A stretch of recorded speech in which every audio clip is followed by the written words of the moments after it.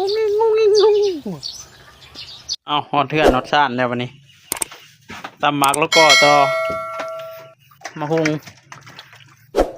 ผักกระถินหมักแตงหมักแตงอ่อน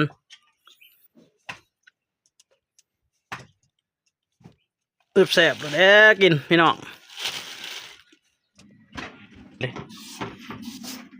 ธรรมดาได้วันนี้กินเป็นไหน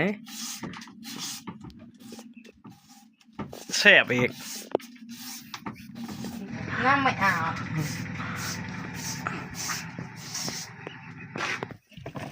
มะเขือเทศมะเขือเทศเทศบ่เทศหรือเทศเขือเทศก็ได้มากเล่นมะเขือเทศบ่วะเขือเทศก็ไม่ได้ซอสไทยตัวเทศเป็นตำคุ้งอย่างเมื่อเอามาควิกก่อน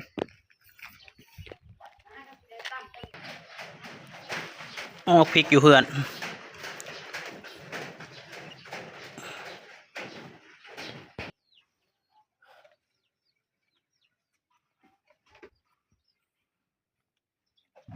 แจว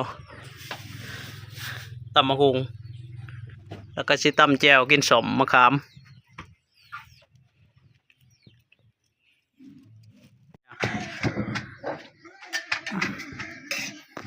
จักมันเป็นอีหยังกับกล่องก็ย่านแท้ๆกล่องก็ได้ ตายแล้วย่านน็อตเกาะเฮ็ดจะได้จะมีมะพริกตำกินสมนี่ยังนี่วะกล่องเขาก็อู้ตีงงแงงงงแงงอยู่มันคงบักหลายๆก็ว่าน้อยเดียวหนึ่งต้องเบิ่งแค่นี้ครับได้ว่าถ้วยหนึ่งพอแสบให้มันนัวไปเห็นไหมใส่แต่เกลือกับเป็นนัวมึงมีมังหน้าพี่น้าเพื่อนซื้อนี่ปลาแดกก็บ่มีที่มึงปลาแดกก็มาใส่ว่ามีปลาแดกปลาแดกก็ปลาแดกใส่ปลาแดกโอ้ยปลาแดกก็ได้จะนี่แหละปลาแดกก็ได้คักอะไรปลาแดกก็ได้ตามที่มึงโอ้เป็นตาแสบของคนนั่นนี่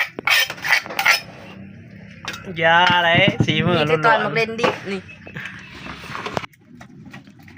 ถามมักแตงอยู่นี่ใส่มักแตงก่อนจะคิดถ่ายบนวะถ่ายจะได้ถ่ายเลยอยู่เป็นพญามักแตงก็เป็นพญามักแตงนี่สิมีพญา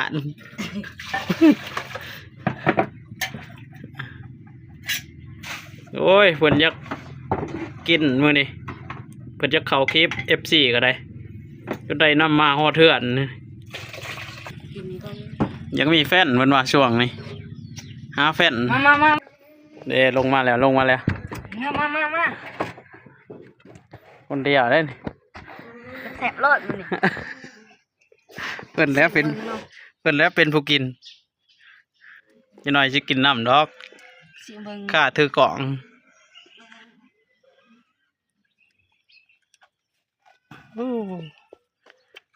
ดับเนาะเสียบได้ตำเองมาจักสตีพายพี่น้องเสียบเอาแสบเอา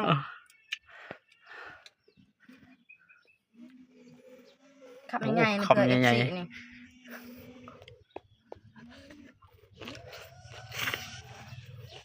เสียแต่บ่มีอันนั้นไม่จับเสียงการกินคือแดงๆกินมักแตงกับอาหารหน่วยใหญ่ร้ายพี่น้องอาหารกัดคือมักเสเวอร์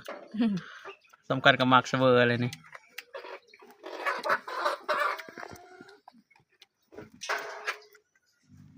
คำใหญ่เด้อเอาจำหนักมันก่อน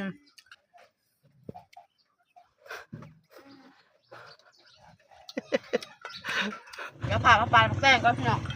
ทำไงร้ายมันหยาดแล้วมันหยาดคลิปหอยแล้ว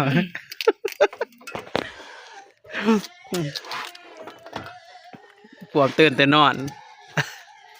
มาตอนจะนอนใช้มาแต่พูดบ่มาแต่รวมโอ้มาแต่รวบโบนาเพิ่น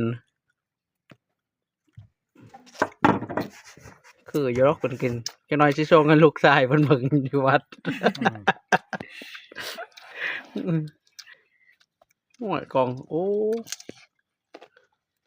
ปั๊มแห้งพูดนะ ไปจะจูอมใหม่จู พอมัวเด้ต่อยภาษาสวยเลยเด้จูไว้มือกองจะได้กินบ่ คะแนนบ่เผ็ดปานใดนี่ ตัวเอา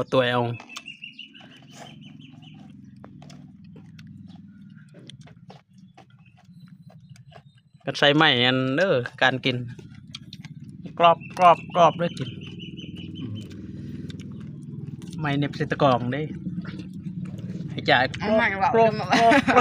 โอ้ยจะไม่จ่ายกรอบเลยในเชียงก็ว่าตา กี่ด้านอะไรเราตาจานเนาะ จ่ายกรอบได้เสียงหนาวเด้